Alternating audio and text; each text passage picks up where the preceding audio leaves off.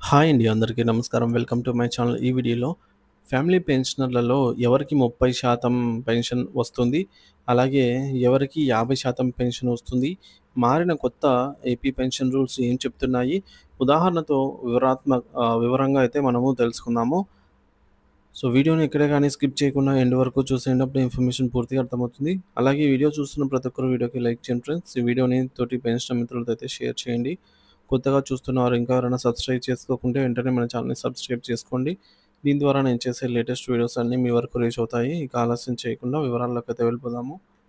So, friends ఇక ఆ విషయానికి వచ్చినట్లయితే ప్రభుత్వ సేవలో ఉన్న ఉద్యోగులకు మరియు వారి కుటుంబ సభ్యులకు ఆర్థిక భద్రత కల్పించడం ప్రభుత్వం బాధ్యత.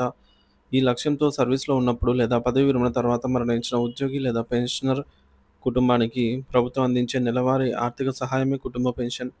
ఇది వారి జీవనాధారానికి ఒక ముఖ్యమైన ఆసరా.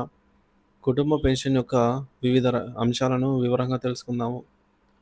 మొదటిది కుటుంబ పెన్షన్ అంటే ఏమిటి?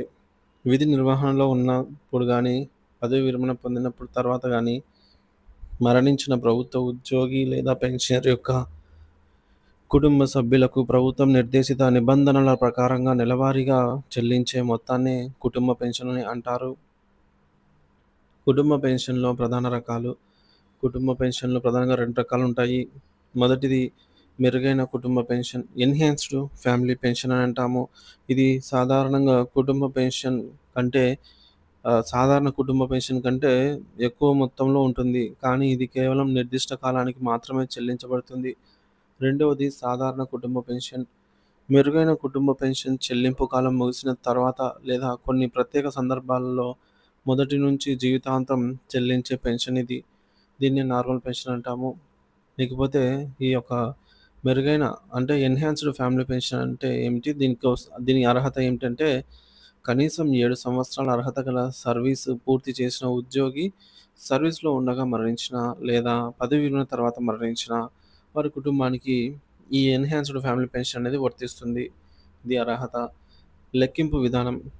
సో, అంటే ఇక్కడ ఫ్రెండ్స్ 7 సంవత్సరాల కంటే తక్కువగా సర్వీస్ చేసిన వారికైతే గనుక సాధారణ ఫ్యామిలీ పెన్షన్ వస్తుందనమాట. 7 సంవత్సరాలు అర్హత ఆ పైన చేసి ఉన్నట్లయితేనే మెరుగైన అంటే ఎన్హాన్స్డ్ ఫ్యామిలీ పెన్షన్ వస్తుంది. లెక్కింపు విధానం. సర్వీస్‌లో ఉండగా మరణిస్తే ఉద్యోగి మరణించే నాటికి పొందుతున్న చివరి మూల వేతనం అంటే లాస్ట్ బేసిక్ పేలో 50% ఎన్హాన్స్డ్ ఫ్యామిలీ పెన్షన్‌గా చెల్లిస్తారు. ఇక రెండవది పదవీ విరమణ తర్వాత మరణిస్తే అతను పొందుతున్న అసలు పెన్షన్, ఒరిజినల్ పెన్షన్ లేదా లాస్ట్ డ్రాన్ బేసిక్ పే అంటే సర్వీస్‌లో ఉన్నప్పుడు లాస్ట్ ఎంత జీతం తీసుకున్నా అందులో 50% ఈ రెండిట్లో ఏది తక్కువైతే ఆ మొత్తాన్ని మెరుగైన కుటుంబ పెన్షన్‌గా చెల్లిస్తారు. ఎన్హాన్స్డ్ ఫ్యామిలీ పెన్షన్‌గా. చెల్లింపుల కాలం డ్యూరేషన్. ఈ పెన్షన్ క్రింది వాటిలో ఏది ముందైతే అంతవరకు చెల్లిస్తారు. ఉద్యోగి మరణించిన తేదీ నుంచి 7 సంవత్సరాల వరకు, లేదంటే ఉద్యోగి జీవించి ఉంటే అతనికి 65 సంవత్సరాల వయసు వచ్చే తేదీ వరకు. ఇందులో ఏది ముందైతే అంతవరకు. ఇక సాధారణ కుటుంబ పెన్షన్, నార్మల్ ఫ్యామిలీ పెన్షన్ అండి. లెక్కింపు విధానము. ఉద్యోగి మరణించిన నాటికి పొందుతున్న చివరి మూల వేతనంలో లాస్ట్ డ్రాన్ బేసిక్ పేలో 30% సాధారణ కుటుంబ పెన్షన్‌గా అయితే చెల్లిస్తారు.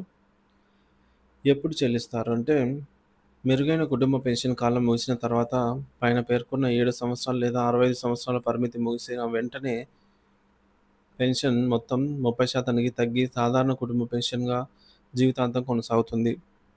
మొదటి నుంచి 7 సంవత్సరాల సర్వీస్ పూర్తి చేయకుండా మరణించిన ఉద్యోగి కుటుంబానికి మొదటి నుంచే సాధారణ కుటుంబ పెన్షన్ అంటే నార్మల్ ఫ్యామిలీ పెన్షన్ అనేది చివరి బేసిక్ పేలో 30% అనేది వర్తిస్తుంది. వీరికి మెరుగైన కుటుంబ పెన్షన్ అంటే ఎన్హాన్స్డ్ ఫ్యామిలీ పెన్షన్ రాదు. ఇక మూడోది కుటుంబ పెన్షన్‌కు అర్హులైన వారు ప్రాధాన్యత క్రమం. ప్రభుత్వం నిర్దేశించిన ప్రాధాన్యత క్రమంలో మాత్రమే కుటుంబ పెన్షన్ చెల్లించబడుతుంది. నామినేషన్‌తో సంబంధం లేకుండా ఈ క్రమం వర్తిస్తుంది. జీవిత భాగస్వామి స్పౌస్ ఆర్ భర్త. భార్య లేదా భర్త. మొదటి ప్రాధాన్యత జీవితాంతం లేదా పునర్వివాహం చేసుకునే వరకు పెన్షన్‌ను చెల్లిస్తారు. పిల్లల విషయంలో కుమారులు లేదా కుమార్తెలైతే కుమారులు 25 సంవత్సరాల వయసు వచ్చే వరకు లేదా సంపాదన ప్రారంభించే వరకు ఏది ముందైతే అది. కుమార్తెలు 25 సంవత్సరాల వయసు వచ్చే వరకు లేదా వివాహం అయ్యే వరకు, లేదా సంపాదన ప్రారంభించే వరకు ఏది ముందైతే అంతవరకు. ఇక అవివాహిత లేదా వితంతువు లేదా విడాకులు పొందిన కుమార్తెలు పై ప్రాధాన్యతలు ఎవరూ లేనప్పుడు వీరికి నిర్దిష్ట నిబంధనలతో లోబడి, ఉదాహరణకు 45 ఏళ్లు దాటిన వారు ఆదాయ పరిమితి లోబడి జీవితాంతం పెన్షన్ పొందే అవకాశం ఉంది. ఇంకా ఫైనల్‌గా తల్లిదండ్రులు పై 3 కేటగిరీలో అర్హులైన వారు లేనప్పుడు మరణించిన ఉద్యోగిపై పూర్తిగా ఆధారపడి జీవిస్తున్న తల్లిదండ్రులకు పెన్షన్ ఈ యొక్క ఫ్యామిలీ పెన్షన్‌గా అయితే చెల్లించవచ్చు. ఇక ఐదోది దివ్యాంగులైన పిల్లలు, శారీరక లేదా మానసిక వైకల్యం గల పిల్లలకు వివాహంతో సంబంధం లేకుండా జీవితాంతం కుటుంబ పెన్షన్ పొందే అర్హత ఉంటుంది, నిర్దిష్ట నిబంధనలకు లోబడి. లెక్కింపు ఒక ఉదాహరణ. ఒక ఉద్యోగి చివరి మూల వేతనం లాస్ట్ బేసిక్ పే రూ. 73,270 అనుకుందాము. అతనికి మెరుగైన కుటుంబ పెన్షన్. సో, అతని ద్వారా ఫ్యామిలీ మెంబర్స్‌లో ఎన్హాన్స్డ్ ఫ్యామిలీ పెన్షన్ అనేది 50% అంటే 36 36,635 ఇది బేసిక్ ఫ్యామిలీ పెన్షన్ అవుతుంది. సో, ఇది ఎన్హాన్స్డ్ ఫ్యామిలీ పెన్షన్ అండి. ఇక సాధారణ ఫ్యామిలీ పెన్షన్ అంటే సాధారణ కుటుంబ పెన్షన్ 30%. సేమ్ రూ. 73,270 బేసిక్ పే ఉన్న వారికి వారి యొక్క కుటుంబ సభ్యుల్లో ఫ్యామిలీ పెన్షన్, సాధారణ ఫ్యామిలీ పెన్షన్ అంటే నార్మల్ ఫ్యామిలీ పెన్షన్‌గా 30% అయితే వర్తిస్తుంది. అంటే రూ. 21,981 లభిస్తుంది. గమనిక. ఈ బేసిక్ పెన్షన్‌పై వర్తించే కరువు భత్యం, డీఆర్, మెడికల్ అలవెన్స్ మరియు వయసును బట్టి అదనపు క్వాంటమ్ ఆఫ్ పెన్షన్ ఇవన్నీ కూడా అదనంగా చెల్లించబడతాయి. ముఖ్యమైన అదనపు సమాచారం.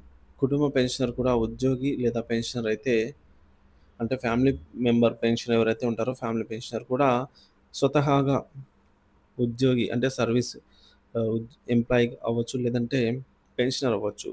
అలా అయి ఉంటే, ఒకవేళ ఉద్యోగి అయి ఉంటే తన జీతంతో పాటు కుటుంబ పెన్షన్ కూడా పొందవచ్చు. కానీ డీఆర్ కరువు భత్యం జీతం లేదా పెన్షన్ లేదు ఒకదానిపై మాత్రమే చెల్లించబడుతుంది. అదే పెన్షనర్ అయితే తన సొంత పెన్షన్‌తో పాటు కుటుంబ పెన్షన్ కూడా పొందవచ్చు. ఈ సందర్భంలో కూడా 2 పెన్షన్‌లు కలిపి ఒకదానికే డీఆర్ అయితే చెల్లిస్తారు.